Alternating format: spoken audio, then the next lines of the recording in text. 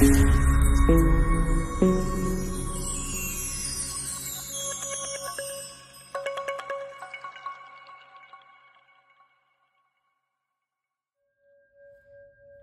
me ducks, it's Simon here. Welcome back to the Hermit's Cave. So I'm just hoping that the arm that is holding my phone will make it through this recording. So I'm gonna try and keep it as relatively short as I can because it's just kind of resting precariously at the moment and I don't want the whole thing to come tumbling down.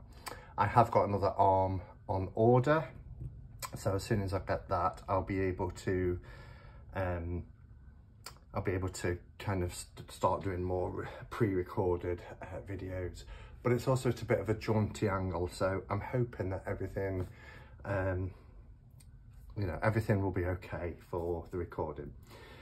So, good mail day today. I got home and there was a package through the door, which I've already taken the plastic off this just for ease, and then I missed a package, so I had to go and collect. This one, I'm not going to do a walkthrough or anything of. It's just a Pam 8 variant from Make Playing Cards that I wanted, because, you know, the original Pam A was on thick cardstock, and now that MPC do, thicker cardstock, I thought it would be more in keeping for my, my bog standard working deck, my workhorse deck, as they're often referred to as. So yeah, so I just got, oh no, it's not, it's something completely different. That is something completely different, which I will do a walkthrough of. So I thought because it was by FedEx that it would be the Pam A deck, but it's not, it's something else. So there will be another video probably tomorrow. But the reason why I'm here today is because I have ordered a deck from Tarot by 7. I've ordered decks from Tarot by 7 before, and this is the Sola Busca Revisited 3.0. Now, I was aware of this. I was aware of this probably a couple of years ago, but I didn't look into it, and maybe I should have done, because I thought it was a variant, which it is, of the Sola Busca. Now, I do have the Sola Busca Tarot. This is the one by Giordano Berti, which comes in these kind of gold lame box. You get a nice little handwritten note, a little booklet that's written by Giordano Berti, and a note with a certificate about the Sola Busca. But the Sola Busca Tarot, I wanted this, and this is museum quality. I wanted the Sola Busca because of its significance, really, in the tarot world. And because I'm an RWS person, I wanted to see the deck that, inspired Pamela Colman-Smith, Pixie, to do illustrated pips. So this, it's kind of part illustrated. Look at that. You can just see where the inspiration came from, can't you? Kind of part illustrated, part pip, but it was the first deck of its time to illustrate pips. This is known to be the oldest surviving intact tarot deck from the late 1400s. Can't remember the exact year, 1490, 1491, 92, something like that, but the late 1400s, and it's, the only one that's intact, and it's, it survived for all these years, whereas others like the Visconti Sforza or the Madrone have cards missing, or other creators have come along and, filled in the blanks. So, what I didn't realise, and I should have done, and it was the lovely Esther over at Mindful Tarot, and I'll link her video below because she's a tarot historian, and what she doesn't know about tarot history isn't worth knowing. So do check out her video, because she does one, I think it's called something like Sola, Busca, Palooza or something like that. And I don't know if she's actually got the Giordano Berti one, but I know she's got the Lo Scarabeo one. But she's got the, I think the first version of the Sola Busca revisited. Now, the idea of this deck is, oh, I love these backs. These backs are gorgeous. Can we just look and appreciate that for a minute? The idea, a bit like the first deck that I bought of Tarot by 7, which is Deck of the Bastard, is that this deck, it's called Deck of the Bastard because it's a bastardization of other tarot decks, the Atea, and you'll see that in the minors they're using the RWS. And she took these beautiful images from classic tarot decks and made them more accessible by, you know, for people who are used to reading. Look at that for the Death card. Love that. And the Devil. The Sun is one of my favourite Sun cards ever. Keep saying I'm going to have a tattoo of that, but I haven't done. This is the plastic version. I've got a linen version and the plastic version. But the idea is, you know, taking classic tarot decks and RWS imagery and bastardizing into one deck that, you know, we can appreciate. Not everybody likes that as a concept. I have no problem at all, but I understand, you know, there are tarot purists out there that don't like that. But what she says here, Tarot by 7, now I don't think she likes us using her real name. I have had email exchanges with her over the years. She says it's for readers, not historians. So if you're wanting an historical reference deck, then this isn't going to be the deck for you. Maybe Lo Scarabeo's or Giordano Berti's Sola Busca. I find that really hard to read because the problem with, well, not the problem, you know, it's a wonderful, wonderful deck, but I can't, you know, it's its own thing. There are these characters, these Roman characters that don't fit with the traditional tarot. So they're really hard to read. Oh, look at this. Poor baby, you know, being torn apart over a fire. Yeah, it is graphic, but, you know, they're these central figures, these characters from Roman history that you know, I can't read this deck, but I wanted it for its significance, as I mentioned. The pips are what they are. I love that. But yeah, so what the creator has done here is use artistic license.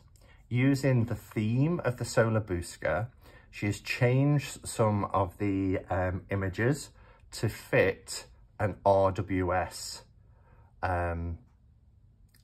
system, so that people who are used to reading RWS can pick up a variant, and it's not a copy of, a variant of the Sola Busca. Still appreciate that art style, but read it as a working tarot, a RWS tarot. So it says 78 manipulated Sola Busca images that lean towards RWS. Sola Busca Revisited 3.0. This is linen cardstock. Hopefully, if I bring it a little bit closer, you can see what beautiful quality this is. Now, I didn't pay as much for this as I did the Deck of the Bastard, actually. I think I paid around 40-something pounds. What I will say, and it was resolved, but as a cautionary note, it does say on the website when you buy this, and I'll link it below, the shop below, that it's free worldwide shipping. And there was some text in there that says why it's free worldwide shipping. Most countries, I think they gave the exception of a couple of countries like Brazil, I think it was, where free worldwide shipping isn't available. But then when I checked out and paid for it, I got an email from the creator saying it's £9 for shipping. And I argued that and said, well, actually, you know, even at checkout, it says £0, 0p. But she said, well, that's because it's tracked. Anyway, she sent it me. I haven't paid the £9, so I'm assuming it went standard post, and she thought I'd get it sometime in March, and we're only at the 22nd of February and it's here. So I was really impressed, actually. So that free worldwide shipping was honoured, but just be cautious of that if you want your item to be tracked, you will be asked to pay extra. And then we have the Shop of the Seven Stars, and we've got the major arcana listed here, the Fool, Magician.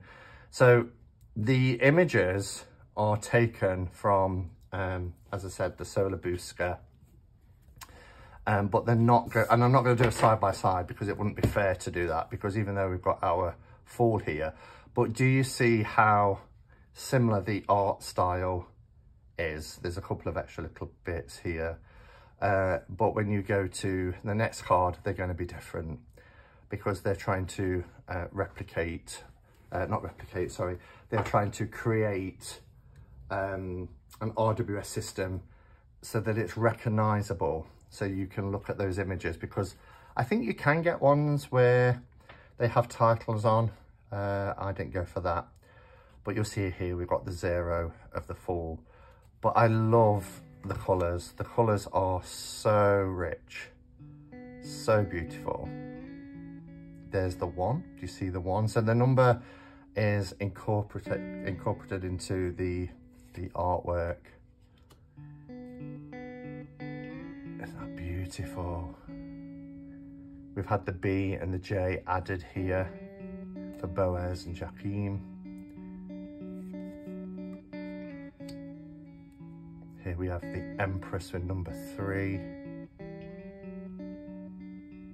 And some images, you know, there isn't a hanged man, for example, in the deck, but we have that sort of manipulation and collage effect to create it in the art style of the Sola Busca. Now it just came in a really, you probably would have seen a bog standard plain white box, which is fine. This won't be kept in a box. This is going to go into either a little pouch, a Kelly pouch that I've got, or it'll go into a bag, because I do want to work with this. And for the foreseeable, it's going to be on my working space here anyway. Here we have 5, which is our Pope or our Hierophant. Here's our Lovers, number 6. The Chariot.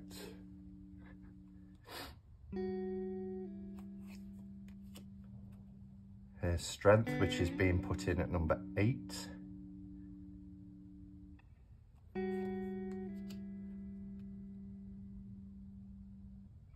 Our Hermit. Interesting Hermit. Then we have the Wheel of Fortune.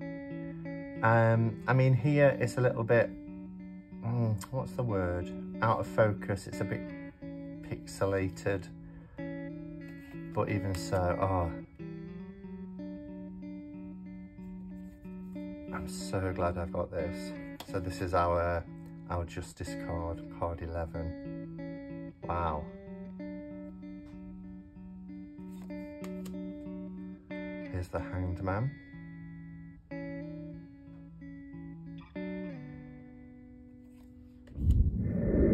So I just paused there for a second because I wanted to give you an example of the manipulation and kind of photoshopping, collaging that's happened to create the images, like something like the Hangman, which doesn't appear in the Sola Busca. So in the original deck, card 6, I mean, I'm not sure how it's pronounced, but it says here Sesto. So you'll see, if we flip our card, it's the same, do you see? The same character that has been manipulated to fit. Same garment, same knee, legs, but obviously created into this this image so that we get our Hanged Man here. So that's that's an idea of what's taken place from the original deck. So let's have a bit of a close-up of these. I mean, I just love it. So here we have our Temperance card. That was our Death card. Quite gruesome. But there's something about the coloration of this deck. It feels like I'm holding an historic deck. As the creator said, it's for readers, not for historians. So the Tower, our Star card. I mean, that's beautiful, isn't it, as a star card? Just gorgeous. The Moon and our Sun.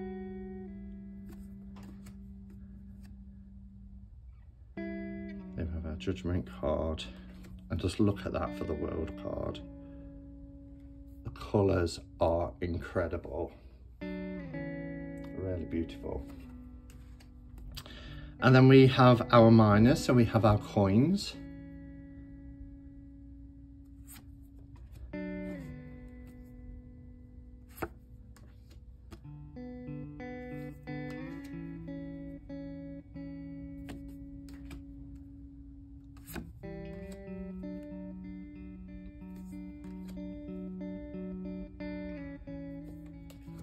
Love it. So we have our numbers here now that are numerical rather than using Roman numerals. You have to look for them, but then sometimes they're a little bit more obvious. So 10 of coins. Now it goes 11, 12, 13, 14 rather than, you know, page, knight or cavalier, queen, king, etc. So they go 14, and then we start again with our cups. It's a beautiful cup. I love the Two of Cups. Just stunning.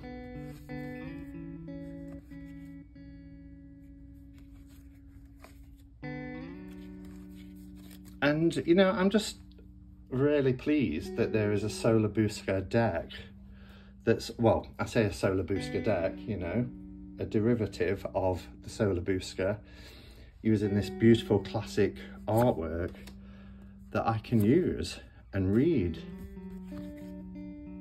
Beautiful. They've put like a rainbow in the background there. So this one is taken from, I think I actually mentioned it not so long ago when I just did a quick flip through. Let me get to the miners. There we go. So this is the original. It's deeper in colour. Then we've got this beautiful rainbow in the background because it's the 10 of Cups and it's following an RWS theme.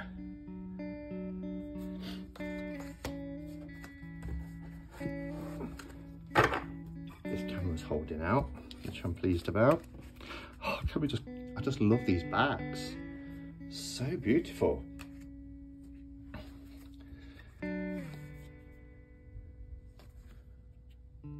Gorgeous. Queen of Cups. You can see again, you know, Pixies taken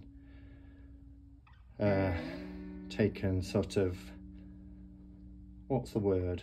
Inspiration.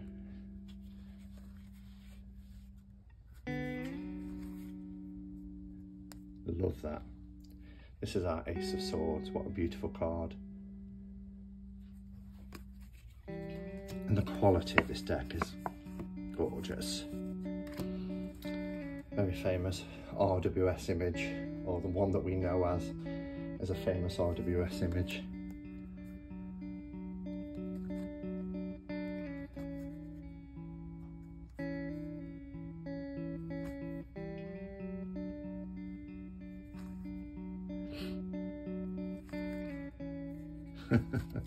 The 10 of Swords. I know I normally do a silent flip through with some music, but I just kind of wanted to share my thoughts as we went through. So this is our wands, the Ace of Wands. But then I love how it's been made to fit. I'm so glad that image appears in there. It's not, you know, if we think of the Three of Wands from Pixie's artwork from the RWS, but you know, this is somebody looking out.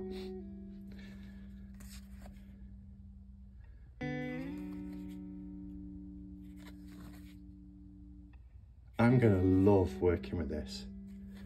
I really am. So we've got our 8 of Wands there, very traditional for RWS.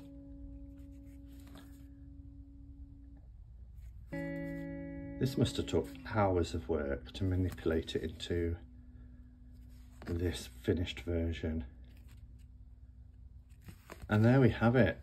There's our King of Wands. Beautiful, really beautiful. I'm so pleased. It is borderless, as you can see. In terms of size, do I still have my card at hand? If not, let me grab one from here. I think it's a standard US Games. Yeah, exactly. In fact, it may be. We're really splitting hairs, but a fraction taller, but a fraction. Basically a good US Games size card. As I said, on this beautiful linen, lovely soft sheen, feels like quality. I love the art style because the Sola Busca was engraved and then filled in with paints, and it's still got that vibe all the way through it. So beautiful. All right, let me know your thoughts. What are your thoughts on, you know, historical decks like this being manipulated so that they are more accessible for people coming into the tarot or used to read it in just one particular system like the RWS?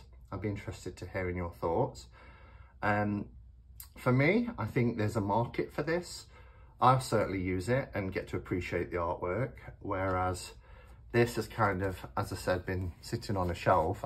I'm glad I've got it for its kind of historical context, but not one that I've been able to read. Plus the size of these are huge as well, a bit like the US Games, Pierpont Morgan, Carey Yale decks, also large like this. All right, everybody, thank you for watching. Again, let me know your thoughts. Do check out Esther's video from Mindful Tarot below, because it's well worth a watch. And yeah, thank you for being here. Until next time, go in peace. Namaste and blessed be.